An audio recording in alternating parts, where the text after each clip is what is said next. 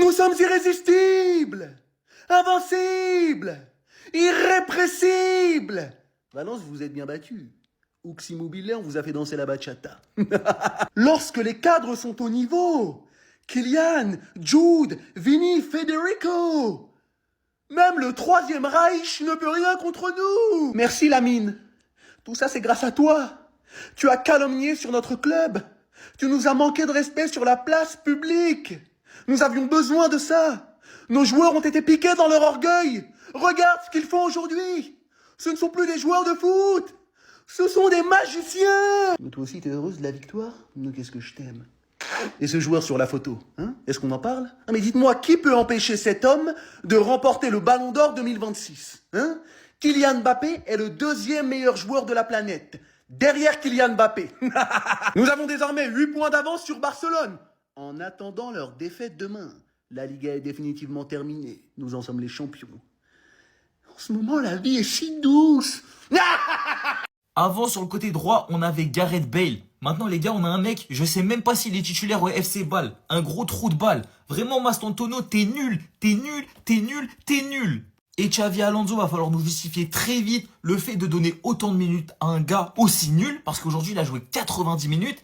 Il n'a rien fait. Il a strictement rien fait.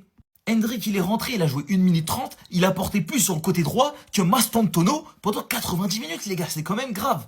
Et moi, dans toute cette histoire, il y a un truc que je comprends pas. Vini contre le Barça, il est en train de mettre à genoux Koundé. Koundé, il était en train de réfléchir à quelle jupe il allait mettre le lendemain. Il pensait plus au football. Il était en train de tabasser le Barça et tu me l'as fait sortir au bout de 70 minutes de jeu. Et ce bouffon-là, qui est nul depuis le début de la saison, il a joué 90 minutes contre Valence. Valence, les gars, ils ont arrêté de jouer à partir de la seconde mi-temps. Les mecs, juste, ils attendaient que le match se finisse. Et ce bouffon, il a rien fait. Il a même pas passé un dribble. Je sais même pas s'il a fait une bonne passe. Il a fait aucun tir, rien du tout, les gars. Mastantuono est nul. Qu'est-ce que ça fait plaisir. C'est l'une des rares fois cette saison que le Real Madrid, malgré qu'en face on a une équipe éclatée, et bah le match est quand même divertissant. Un match plein d'intensité, tout le monde avait l'air concerné. Depuis quelque temps, je vois une équipe du Real Madrid qui joue de mieux en mieux ensemble. Et franchement les gars, ça fait plaisir. Vous savez très bien à quel point c'est toujours compliqué de jouer face à Valence, même quand ils sont derniers, vous le savez. La preuve, lors de notre dernière confrontation, ils nous ont tapé. Enfin, aujourd'hui, on a un résultat assez logique. Le Real Madrid est premier, il tabasse le 18e, point barre. Avec un Jude Bellingham qui revient de plus en plus en forme, ça me fait tellement plaisir les gars. Le but qu'il marque aujourd'hui, est-ce qu'on en parle s'il vous plaît? Regardez d'où il tire. Après le penalty raté de Vinicius qui a un peu refroidi Xabi Alonso, Jude Bellingham vient lui redonner le sourire avec un but magnifique. Et sur le deuxième but de Kylian Mbappé, l'action part d'une magnifique ouverture de Jude Bellingham pour Arda Güler. Et là, Arda Güler sur le côté gauche, il lâche un centre à Kylian Mbappé qui se retrouve dans la surface. Le gars, il enchaîne avec une reprise du pied gauche dedans. Déjà que la connexion Kylian Mbappé-Arda Güler, on le voit depuis le début de la saison. Imaginez si Jude Bellingham vient se rajouter. Ça va être n'importe quoi. Défensivement, on a été impeccable et j'ai envie de dire à Valverde, s'il te plaît mon frère, bouge plus de ce poste. Reste à ce poste de latéral mon ami, t'es trop fort. Aujourd'hui sur son côté, il n'y a personne qui passait, personne tentait même. Défensivement, il n'y avait rien à dire. Militao et Ginisen propre, Carreras laisse tomber. Le but qui marque à la 81e minute. Regardez-moi le banger s'il vous plaît. Un match très potable, on se rassure avant Liverpool, ça fait du bien. Donc toi là, après avoir calmé Yamal lors du dernier Classico, tu viens nous inscrire ce but lors du match d'après? Mbappé a marqué, Bellingham aussi, et des buts mais vraiment incroyables. Mais pourquoi c'est lui en arrière-plan? Regardez bien le but que ce fou a marqué pleine lucarne droite. Jusqu'à là, vous allez me dire tout est normal. Maintenant, regardez bien où il se trouve et à quel point l'angle était fermé. Mais au final, je reconnais cette bande. Je reconnais ce Real Madrid. Cette équipe qui t'enchaîne Liga et Ligue des Champions normale. C'est dans cette équipe où le niveau est tellement puissant, tellement hard, que tout le monde, que tous les joueurs en deviennent épanouis par le niveau du collectif, bien qu'il n'était pas nul avant tout ça. Mais aujourd'hui, le niveau affiché par le Real Madrid, le collectif affiché surtout, montre très clairement que par la même occasion, ça refait sortir des individualités de malades. Yamal, on t'a dit, dès son arrivée, que pour toi, désormais, oui, on parle de Yamal même dans un match du Real Madrid où le Barça ne joue pas et j'en ai rien à faire. Maintenant, ça va être compliqué pour toi.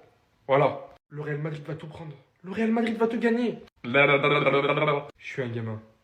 Mais j'adore ce qui se passe. Attention, si on baisse au classement, faudra pas ressortir cette vidéo. Non, vous ne rêvez pas, ce n'est pas un effet Mandela. Hendrick est bien rentré sur le terrain tellement ça allait bien pour le Real Madrid. Aujourd'hui, victoire 4-0. Mais avant de parler de la connexion Arda Güler-Mbappé qui continue à faire des ravages, parlons de ce malade. Carreras, non mais il est fou quoi.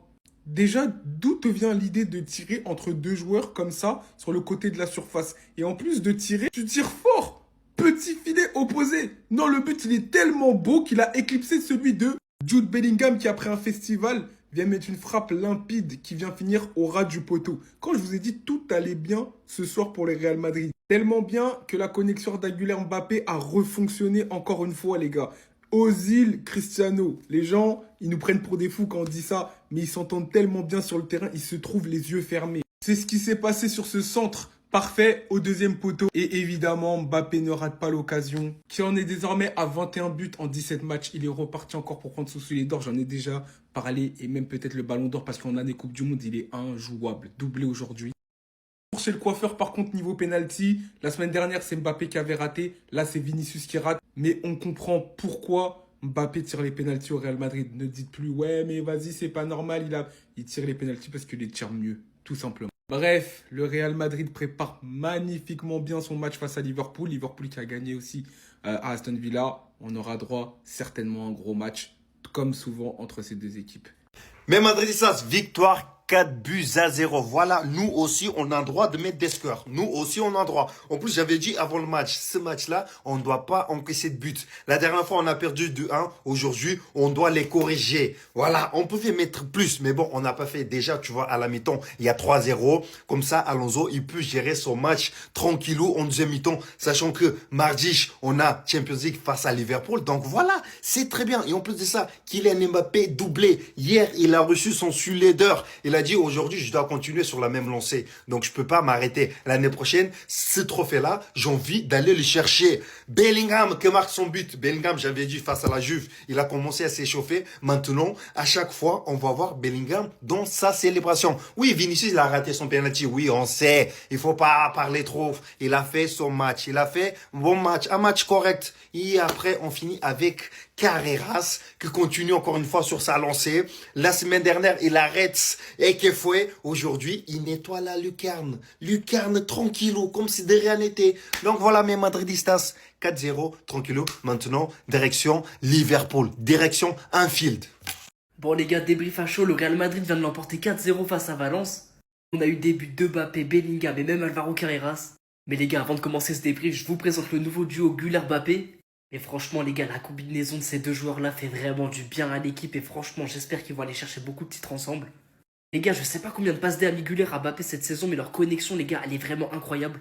Et les gars, en parlant de joueurs incroyables, comment ne pas citer Jude Bellingham?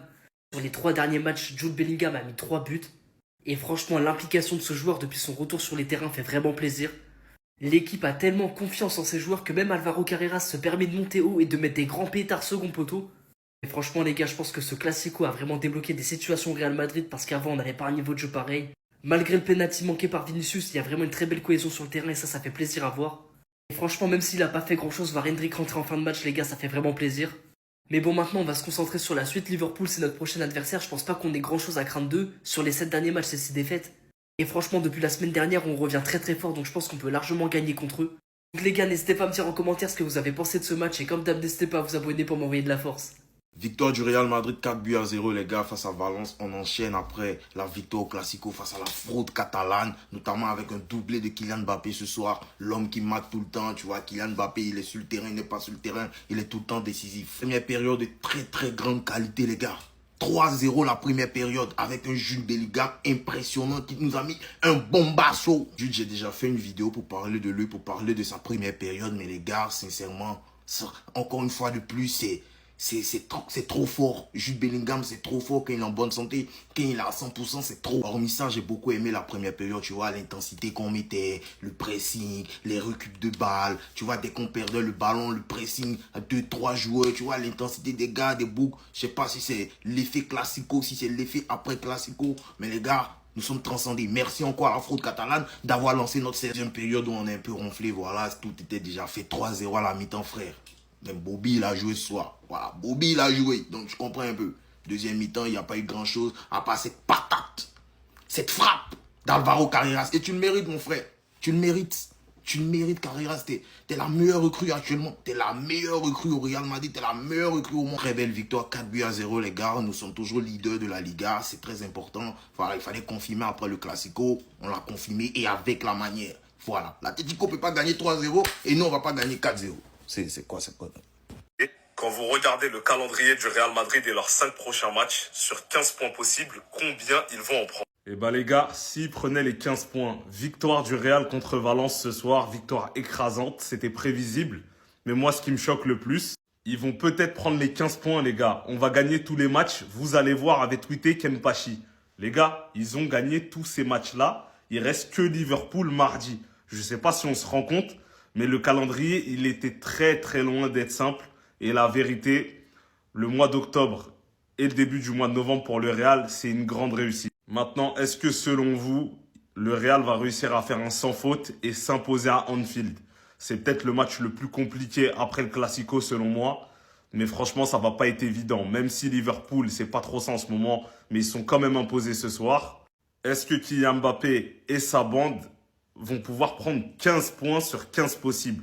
Donc 5 victoires en 5 matchs. À vos claviers, je vous écoute en commentaire.